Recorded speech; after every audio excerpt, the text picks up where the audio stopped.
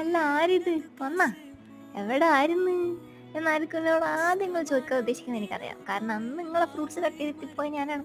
പിന്നെ കുറേ നാൾക്ക് ശേഷം ഒരു തിരിച്ചു വരവ് ഇപ്പോഴാണ് ഉണ്ടായത്. പണ്ട് കാര്യമില്ല. സത്യം പറഞ്ഞ ലൈഫിൽ ഞാനും ആദ്യമായിട്ടാണ് ഇത്രയും ലാഗായിട്ടൊരു വീഡിയോ അപ്ലോഡ് ചെയ്യുന്നത്. എന്താ ചെയ്യാ, ജീവിതത്തിൽ ഓരോ തിരക്കുകളെ ജീവിതമല്ലേ, പ്രശ്നങ്ങളൊക്കെ എല്ലാവർക്കും ഉണ്ടാവുമല്ലോ.